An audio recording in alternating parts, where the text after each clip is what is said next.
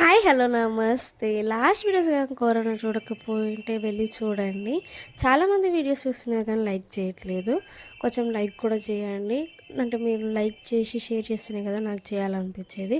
ఇక్కడ మా dad mummy ఇంకా మా మామయ్య అయితే మాట్లాడుకుంటున్నాం. మా మమ్మీ వాళ్ళు ఏమో అన్నీ రెడీ చేసుకుంటున్నారు. పెళ్ళికొడుకుని చేయాలి కదా, దానికోసం అని చెప్పేసి అన్నీ రెడీ చేసుకుంటున్నారు. ఇక్కడైతే నలుగు పెడుతున్నారు మా మామయ్యకి. ఇంకా పెళ్ళికొడుకుని 3 days తీస్తారు. కానీ నేను ఎక్కువ వీడియోస్ తీయలేదు, 2 తీసా. ఎందుకంటే మీకు కూడా బోర్ కొడుతుంది కదా ఊకే పెళ్ళికొడుకుని చేసే వీడియోస్ చూడాలన్నా కూడా. ఇంకా అందుకే 2 తీసా.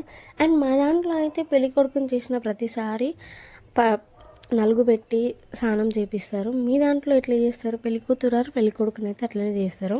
కొంతమంది దాంట్లో జస్ట్ ఒకసారి నలుగు పెట్టి మిగతా వాళ్ళంతా బట్టలు పెడతారంట. మీ దాంట్లో ఎట్లా చేస్తారో కొంచెం కామెంట్ చేయండి. ఇక్కడ మా మామయ్య క్రికెట్ చూస్తుంటే అందరూ ఏడిపిస్తున్నారు.